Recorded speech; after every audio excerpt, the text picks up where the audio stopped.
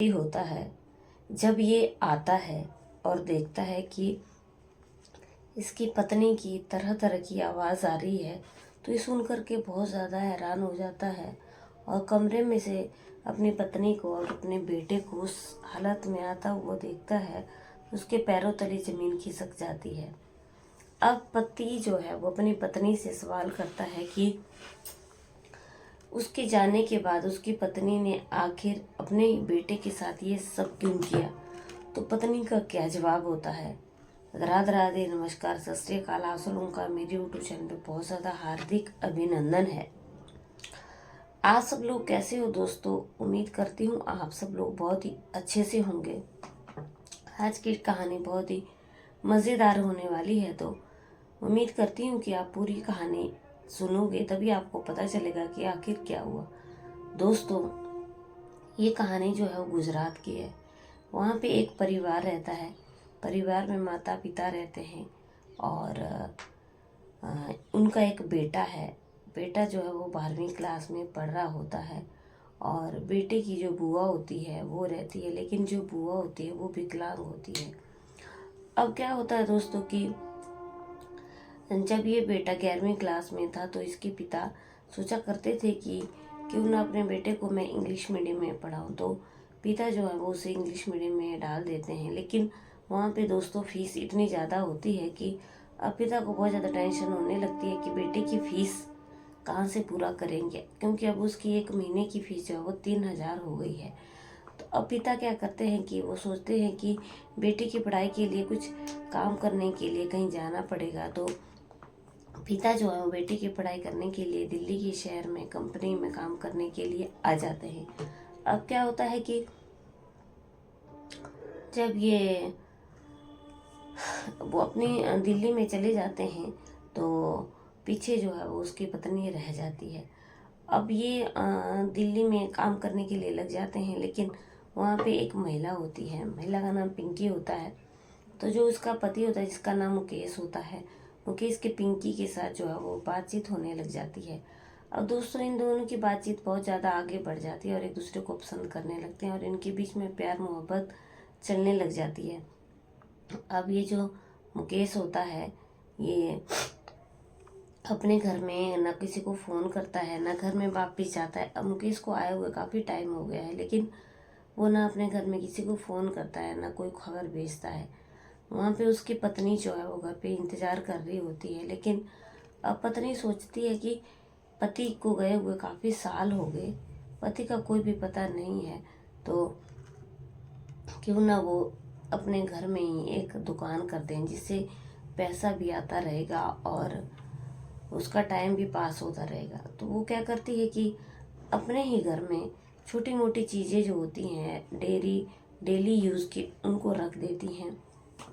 जब वो उनमें रख देती हैं तो वो बहुत ज़्यादा परेशान होने लगती है कि अब क्या होगा, कस्टमर नहीं आ रहे हैं। लेकिन धीरे धीरे दोस्तों क्या होता है कि कस्टमर जो है वो आने लग जाते हैं और एक दिन जो है वो इसकी अच्छी खासी जो है वो दुकान चलने लग जाती है।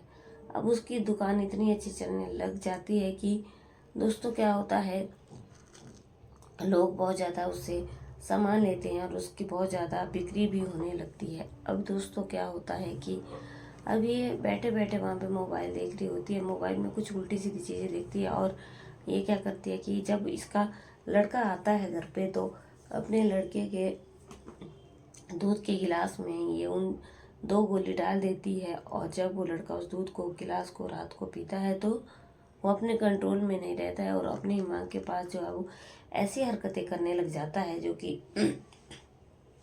एक पति और पत्नी के बीच में होती हैं। तो अब माँ जो थी बहुत ज़्यादा खुश थी क्योंकि वो यही चाहती थी।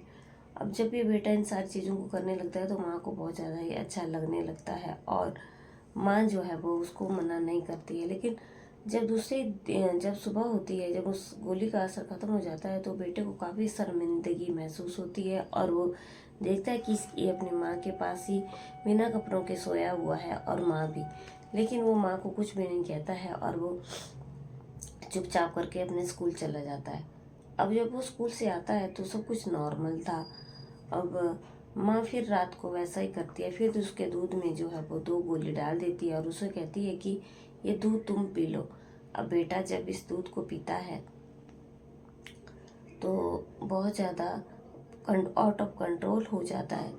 जब वो आउट ऑफ कंट्रोल हो जाता है तो फिर से वो अपनी माँ के साथ वही हरकतें करने लगता है। अब इनकी ज़िंदगी में दोस्तों ये सारी चीज़ें रोज़ की हो गई थी, ये रोज़ इनके बीच में ये सब कुछ चल रहा था।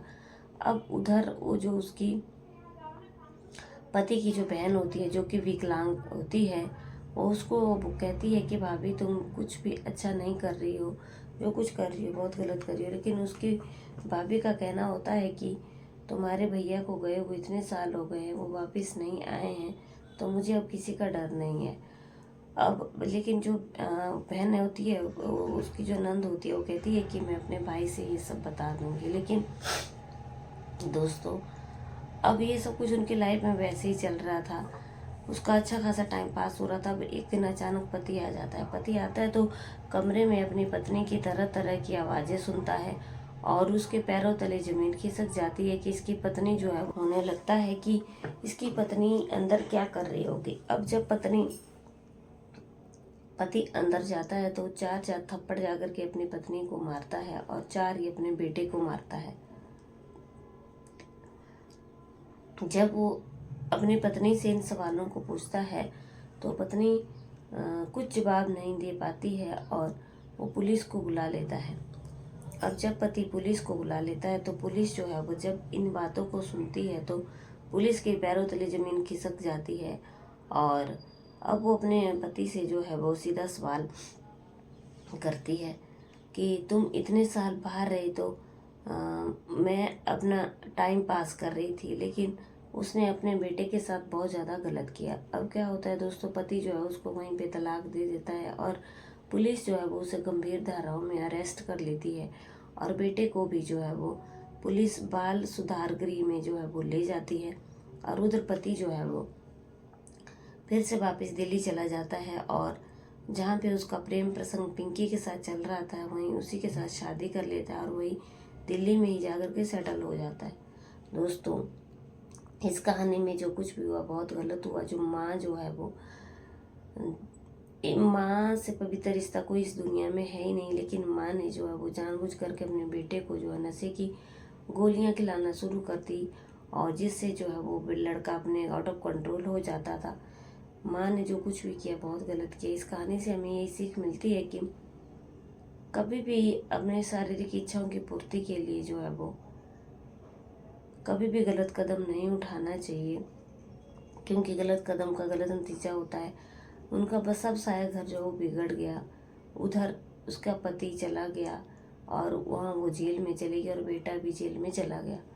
अगर दोस्तों कहानी अच्छी लगी है तो आप हमें माफ़ करना और चैनल पर पहली बार आए हो, मेरी वीडियो देख रहे हो तो प्लीज़ चैनल को सब्सक्राइब करना। कल की कहानी में आप लोगों से फिर से मिली, तब तक के लिए जय हिंद।